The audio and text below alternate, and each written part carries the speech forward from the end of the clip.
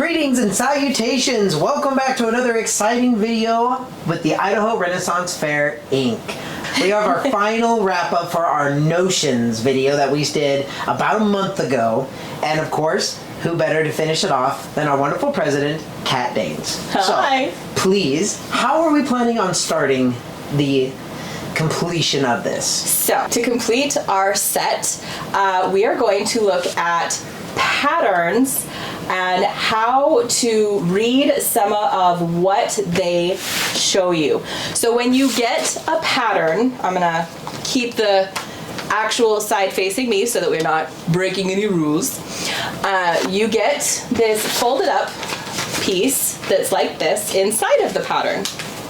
Now, when you get that, one of the very first things, well, I should say one of the second things you're going to do, because the first thing you're going to do is you're going to look back here, figure out what kind of fabric you need, what kind of notions you need, which we covered in our last video, and how much of your fabric you need, and if whether or not you need interfacing or any of that stuff. That's all going to be back here. But for today, we're going to talk about this lovely piece of paper that comes inside of the pattern. So with this, the first section you're going to look at is in your top left.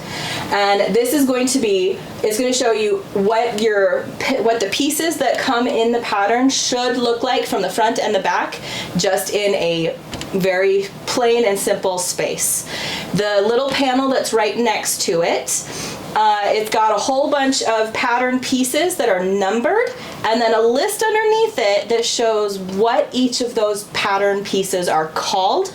And there's letters next to them that show you which one of the patterns they go to. Some of them have one letter, some of them have two letters, because they will sometimes translate from one pattern piece to the other pattern piece. So for this one, the skirt front and back are for A and B. A has pockets, B has a seam line down the center front. That's really the only difference in this particular pattern. In the third section over is where you're going to, is a larger section. It takes up the whole top right corner. It's your general directions, the pattern, sewing, cutting, and marking. So the first section is the pattern. Now you have different symbols. There is a straight line with an arrow on either side. This is going to be on every single pattern piece. What that means is that is for the grain line of your fabric. You want to line all of your pattern pieces on your fabric with those arrows facing the same direction, so that if you're using a velvet and your fabric if you brush it one way, it's glossy, and you brush it the other way and it kind of ruffles it. You want to make sure all those arrows are facing the same direction, whichever direction it is on your fabric, to make sure that you don't have pieces that look wonky, and you could end up with, if you do one shoulder one way and the other shoulder the other way, and then it kind of gets funky I'm sure all of us have seen those. That grain line is going to help you avoid that. Then there's a solid line that tips down and has arrows. That is for your solid line placement, or to put it on, that usually indicates which pieces need to get put on a fold line. So when you have your sheet of fabric and you have to fold it in half, the ones that come down and tip with arrows, those go on the fold line, because usually this is one half of the piece, which happens a lot with skirt pieces.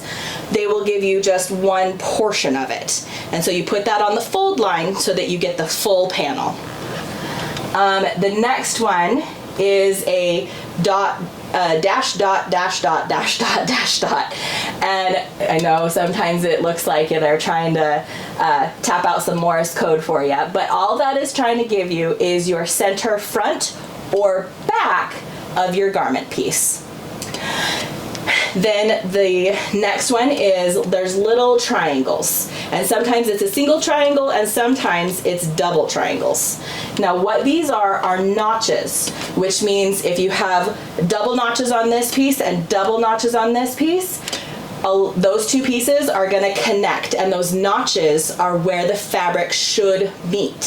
So and they're very helpful for long pieces like skirts, dresses, pants, cloaks, things of that nature that are extra long are gonna a lot of times have either a notch at the top and a notch at the bottom, or they're gonna have a double notch somewhere in the top 3/4.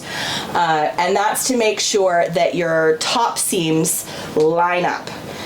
So if you match up your notches, then your top and your bottom should also match up. If they're a little off, you can make adjustments. The next one is dots. So your small dots are going to be indicative of where buttonholes and buttons and usually hook and eyes. Your large dots are typically where they're pin markers. So if you need to hold when you're marrying two pieces together, but you need to keep a spot marked, that for like a dart, you put a pin marker, like you're gonna use that dot as your pin marker to know that this is where the dart needs to go on all of these fabrics together. So a dart usually will happen along this line, and it usually is in this section, and it's where the fabric needs to come and pinch together just a little bit to create a waistline. Usually more often in women's clothes than in men's clothes, and sometimes in pants or skirts in around the waistline in that top section. If you have on your pattern pieces, the solid black line that goes around the outside is your cut line. So when you're cutting out your pattern pieces, that's the line that you follow to cut out the size that you need.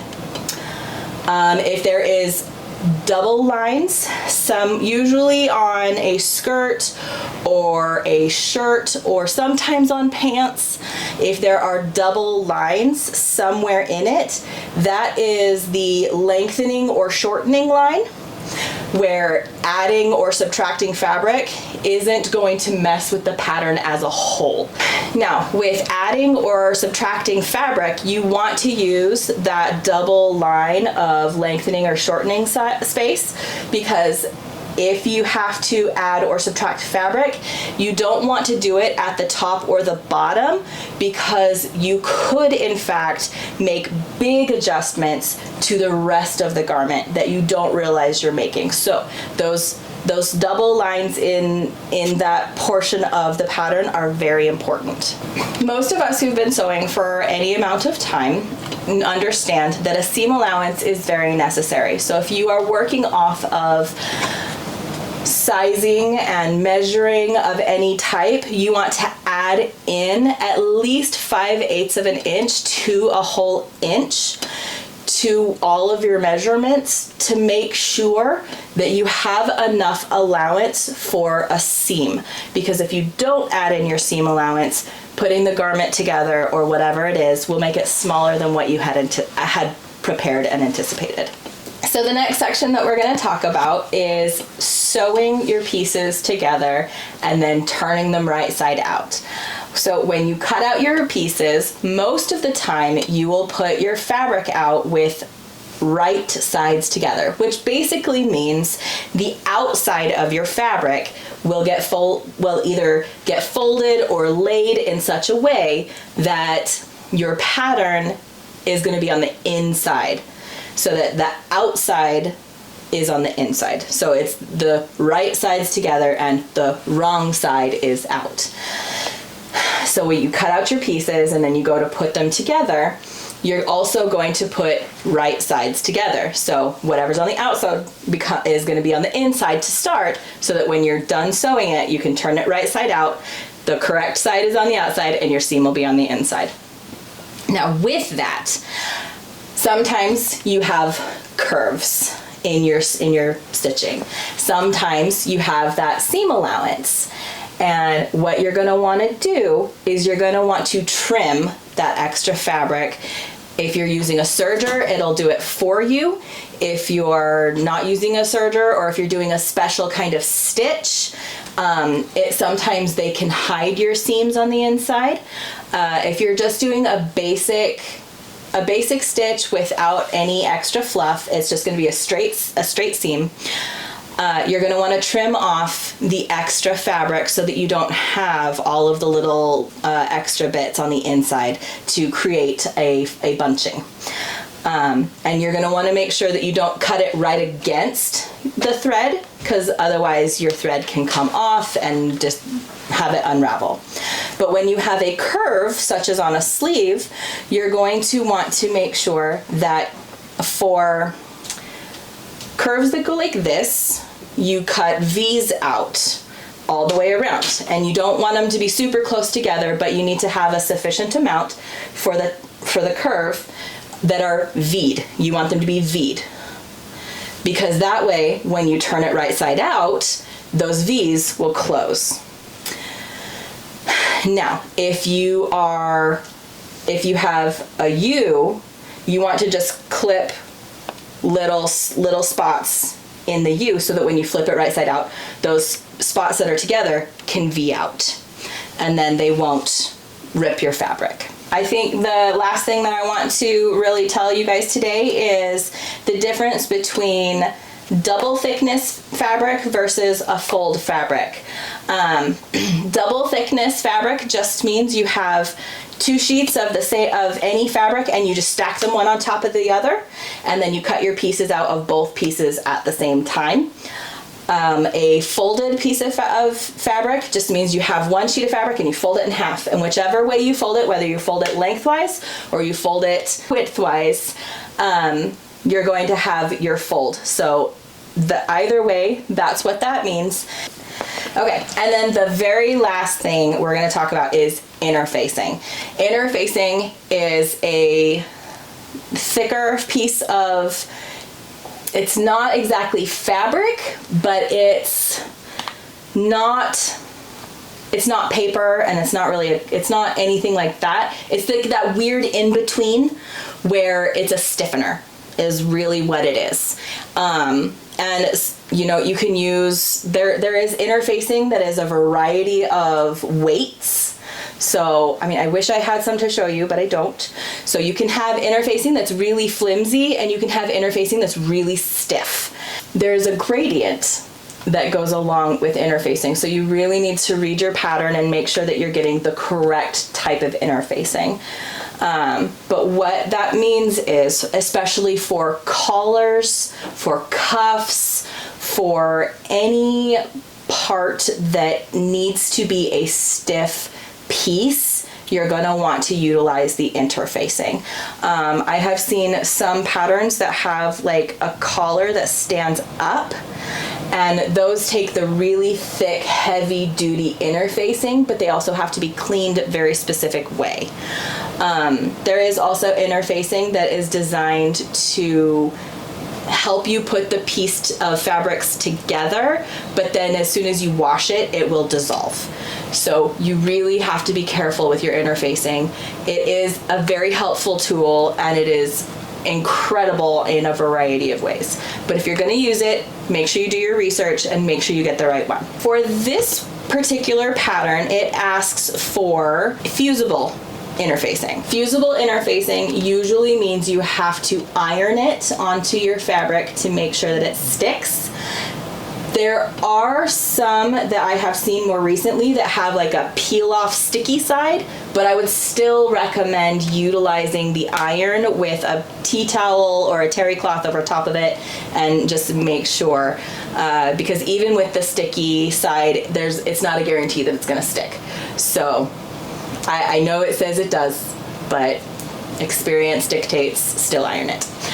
But yeah, that's what I've got for you today on patterns and what the different symbols mean. Leave us your questions or comments or anything that you might have about patterns, and we'll be happy to answer them for you. If we need to grab one of our other folks to help answer questions, we absolutely will. We've got some fantastic seamstresses working with us, and we're gonna take a little break from doing anything to do with sewing and notions and all of that stuff until after our event. That's in about 2 months from now. And then post-event, we will see what we can do about putting together an actual outfit piece on camera for you guys. And we look forward to showing that to you guys and getting your thoughts and opinions on it. And we hope that your history is as fun as our history, and we'll catch you on the next one. Bye!